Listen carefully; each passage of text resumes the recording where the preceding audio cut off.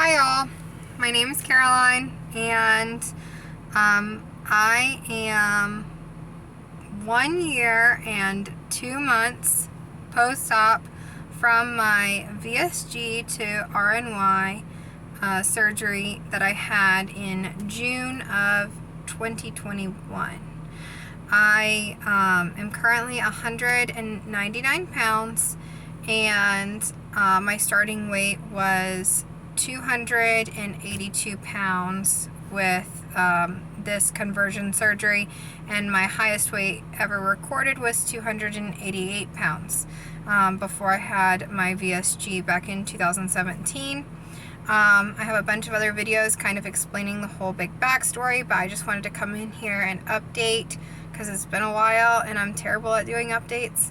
I'm currently hiding in my car from my children because this is the only quiet place. So I have a lot of updates. I did finally get under 200 pounds and I am not done yet. I am still losing. It's obviously slowed down a lot since I hit the 1 year mark, but I just had my follow-up appointment with my physician's assistant, Casey, and had my blood work done. She said that my good cholesterol was excellent. My bad cholesterol was at a good range. All of my vitamins and stuff were at a good range. I am in the normal range officially for vitamin A now by 1 point, but that still counts. And I do still have to take extra vitamin A supplement just because vitamin A is a fat-soluble vitamin and I have been losing a lot of fat. So she told me that if I can maintain one weight for 3 months, then I can talk about getting off of the additional vitamin A supplement. I still take my bariatric PAL multivitamin with iron every day. I still take, like I said, the vitamin A supplement, the bariatric advantage, or bariatric PAL, calcium chews, and I'm taking 20 milligrams of omeprazole, and I'm taking 100 milligrams of, gosh, what is it called? It's like, of course I forgot, like I totally blanked, but it's like a medication to help me with my acne. Spironolactone, that's what it is. And it helps with like that acne that I've been getting like here. I stopped taking it for a few days, just forgot to take it, and immediately the acne came back, so I definitely still need it. I have been really busy this summer. I've been taking a lot of classes. I have 2 weeks left in my classes. I'm taking Human Anatomy and Physiology 2, Chemistry, and College Algebra. I've got an A in my Chemistry and College Algebra class, and I have a B in my Human Anatomy and Physiology 2 class. I'm still kind of put out about it, but at least that one's not a prereq, it's just required for my degree. And I'm hoping to apply to the dental hygiene program at FSCJ in Jacksonville next spring. I've got one more class to take of my prereqs, so I'll be taking microbiology in the fall, but I only have to go to Jacksonville 1 day a week because it's a hybrid class, so that's really, really nice. And I am looking forward to having a more calm fall as far as my own personal school goes. My husband's going to be starting taking classes this fall online. He's on shore duty now, so that's been good. I've got 4 kids. They're all back in school except for the youngest. He starts preschool at the end of August and will go like 2 days a week. We made some big family decisions this year and have decided that I am gonna get braces in November, just on the bottom right there, to kind of help straighten up my lower teeth. We can't get braces on, or I can't get braces on the top. For my particular situation, I have a tooth that had like some trauma and I had to have an apicoectomy on my number 8 tooth right there, which basically means like I'm missing the very top part of that tooth root, and it's just not very stable, so I don't want to risk it at all. So I'm not going to do any braces on the top. My top is already like very straight. Not perfect by any stretch of the imagination, but like it's okay. And I've wanted braces on the bottom for a really long time. I'm one of those classic like stories where I had braces as a teenager. My teeth were great. I never wore my retainers. I wanted a permanent retainer actually, and my mom wouldn't give me one for whatever reason. And the clear plastic aligners, like as soon as they came in, they already didn't fit and they were uncomfortable, so I didn't wear them. And my teeth shifted really badly. So I'm hoping to be out of braces before I finish dental hygiene school. And what else? So we're going to pay out of pocket for that, obviously, like we do Dave Ramsey for the most part. And so we're saving up over the next few months for my braces, and that's why I'm waiting until November to get it done. And then I kind of told y'all a little bit last time about wanting to get plastic surgery, and I am going to get plastic surgery. I'm finally at a low enough BMI that my surgeon will accept me. I'm hoping to still lose weight. I'm going to go see the nutritionist in the next couple of weeks and just like dial in a really good eating plan for me with specific macros for me, calories and all of that. I plan on hitting the gym really hard this fall and doing a lot of cardio. I think I'm going to get in the body pod. They have one on the base here, and I think I'm going to make an appointment and do like a body pod before and after, so that I can see like what difference, you know, like the fall makes basically. And I went ahead and scheduled my surgery and put down my deposit. So I'm going to Tijuana, Mexico. I am going to see Dr. Pedro Puebla, and he is a board certified plastic surgeon. He's been a surgeon for almost 30 years, and I did my research. He's had no deaths and very, very low complication rate. He does his surgeries out of Hospital Angeles in Tijuana, and they have great statistics as well. They also have like their own blood bank right there in the hospital. It's just a regular hospital. So like if anything happens, there's other specialties there, etc. I am going to fly with my husband to San Diego. We're going to take a car from the airport, to cross the border. I already put in all the paperwork and stuff for my passport. I'm just waiting for it. It should be here in the next couple of weeks. I didn't put any kind of rush on it because I'm not going until February. And my husband already has his passport. Worst case scenario, I can cross the border, they said, with my birth certificate and identification.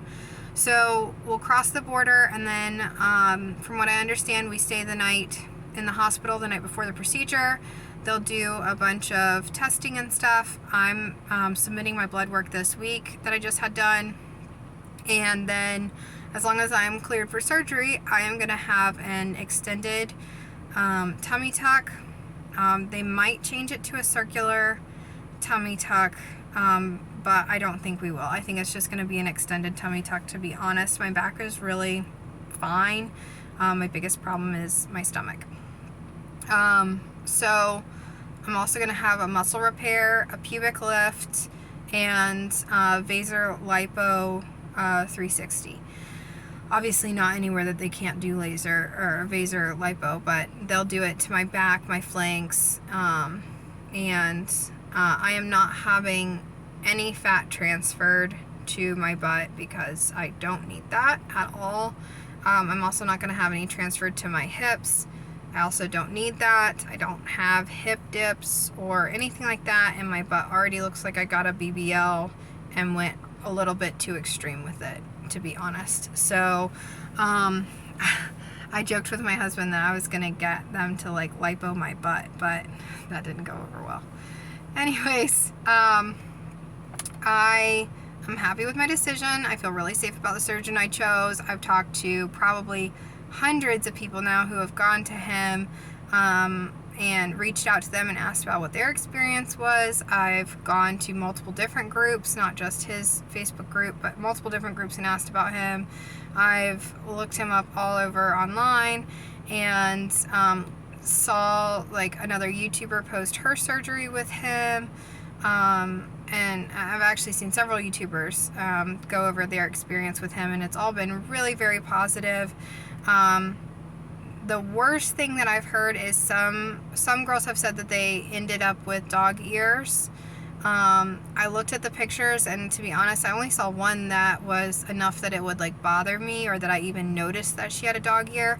But every single person that I talked to that said that they had a dog ear at the end of like their healing, that if they had talked to Dr. Puebla about it, he was able to fix it in the office, and they had no more problems. It's not like they had to go back under anesthesia or anything, or have a big major surgery. He was able to fix their issues in an in-office setting, so that was really nice, and that he did all of that for free. I mean, obviously you have to fly out, but other than that, he guaranteed his work essentially. I looked at other surgeons here in the US. My stepmom even asked me to look into her surgeon at Mayo, and to be 100% honest, I looked from Savannah to Orlando for plastic surgeons, and I was really unimpressed. If they even had before and after pictures, the very best surgeon that I found had maybe 1 or 2 patients before and after pictures of the same kind of procedures that I liked out of like every 10 I saw. So it was almost like you're asking yourself, did they accidentally do good? And I don't want to take a risk on that. Either way, I'm going to come out of pocket. Mexico is not cheaper than the US, at least to the surgeon that I'm going to. I'm probably going to spend almost identically the same amount, if not more, going to my surgeon. But he posts a ton of before and after pictures. His Instagram is great if you want to look into him. There's so many examples of his work. It's very comforting to know that he's proud of his work, and that it's not some big secret. I feel like if what you're doing isn't good enough for you to want to show people what you're doing, then it's probably not that good. On top of that, there's things in the US that surgeons just can't or won't do. A lot of surgeons in the US will not do any liposuction at all when they do a tummy tuck of any kind, anywhere, not to your back, nothing. And I definitely wanted that, because I feel like it gives you a much better shape, and to be honest, I don't want to look square and boxy at the end. And then like the surgeon that I looked up at Mayo, he had no before and after pictures at all, none. And when I called his office, when I said that I wanted a pubic lift, they said, oh, he doesn't do that. And then I kind of explained, like, from what I understand, it's kind of like common in most tummy tucks to get a pubic lift, and he doesn't do that. So you don't get that when you get a tummy tuck with him. So I just knew that wasn't the surgeon for me, because I care about that. So I mean, I've lost almost 100 pounds, and for the second time.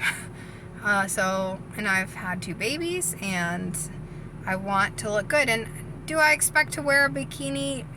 I mean, no. Or maybe like a high-waisted bikini or something, like, but that's not what I'm doing it for. I like to run, and I like to be active, and I'm having yeast issues, which is kind of gross, but I just got some more nystatin powder, and that helps. But I live in a really hot place. It's over 90 degrees every single day, and it will be for a majority of the year here. The humidity is always 100%, and it is a non-stop battle If I want to run, I have to wear extreme compression to feel comfortable and not feel like my skin is getting ripped off. If I wear the extreme compression clothing, then I end up with yeast. And it doesn't matter if I powder before, or I take 3 showers a day and dry really well, or what. It always happens. And it's really discouraging. It's uncomfortable. It makes me not want to be as active. It doesn't look cute under clothes, and it is embarrassing. So, I've decided I'm done having children with my body, at least, and that I'm ready to enjoy the way that I look. So, anyways, like I said, my plan is to go. We'll stay the night before my surgery, the morning of my surgery. I think he only takes a maximum of 2 patients per day. So they'll come in the morning, prep me for surgery. I will go back, have my surgery while my husband, I guess, hangs around the hospital. And then I'll stay the night in the hospital again with my husband. The following day, about mid to late morning, they'll start the process of discharging me, and I'm going to go to a recovery home that is near the hospital. It's the one that my surgeon recommends. It's called Heal Recovery Home, and I'm going to stay there for 10 days. I was thinking about staying for 14, but I think that might be overkill. I'm going to stay for 10 days. I plan to get lymphatic massages there. My surgeon's office offers them, the Heal Recovery House offers them, and I hope that I don't need it, but my surgeon is 5 minutes away from another clinic that offers hyperbaric chambers if your wound isn't healing well enough, and hopefully I will be able to have my drains removed before I fly back home. My husband is going to leave when I go into the recovery house. They don't allow companions at all. They only have a maximum of 5 patients at a time in the recovery home that I'm going to. They include like a chef there that can cook for you, and real nurses. And I think the nurses, there's 3 shifts of nurses, and somebody's always there for you 24/7. So that's really nice. I did pick a shared room. A lot of people talk about mental health issues after having plastic surgery, and how everybody kind of thinks it's not going to happen to them, but then it does. And I just know myself. I'm a really big extrovert, and I feel like if I'm in a room by myself versus if I'm in a room with another person who's maybe going through the same thing as me, that might be more beneficial mentally for me than being in a room by myself. The price difference really wasn't a big deal, though. I mean, like, it's darn near the same price to be in a room by yourself. So if that's your thing, they offer that too. But I think you still end up sharing a bathroom. I'm not sure. They offer 3 meals a day, drinks and snacks. That's all included in their price. I know my surgery is going to be $9,000 all said and done, everything that Dr. Puebla charges. That was my quote. Obviously everybody's quote is going to be a little different, but that was my quote. I know he just raised his prices, so I'm kind of sad about that, but I am willing to pay that to get the results that I want with a safe surgeon who's very conservative.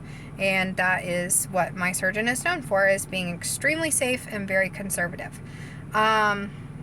I don't want any kind of extreme anything. No extreme lipo, no extreme body contouring. I want very safe. So yeah, that includes everything, I think, except for if you want to buy the scar gel there, which honestly I don't think I'm gonna buy there. It's the keto cell. I don't think I'm gonna buy that. I think I'm gonna do different things for scar care. And it includes one one binder, but in my particular case, because I'm not getting a BBL, and that is included actually in that $9,000 price, and I'm not getting it, they said the price doesn't change if you don't get the BBL. So I said, well, it comes with a BBL cushion and I'm not going to use that, so can I just get a second faja? And they said yes. So that kind of saves me a little over $100 right there, so that I can wash one, wear one, and I was planning on buying one anyway, so that really works out for me. Let me see what else. I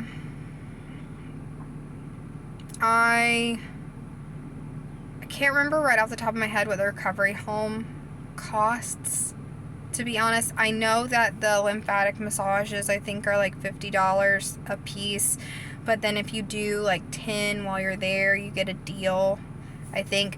I'll get all the numbers for y'all next time. I'll do like a whole breakdown before I go of like the stuff that I bring with me and how much every single thing cost, and how it all worked. I did put down a $1,000 non-refundable deposit with Dr. Puebla, and I put down I think it was a $200 deposit with Heal Recovery House, and you can change your surgery date, I guess, up to 2 times, but you have to give like 3 weeks notice.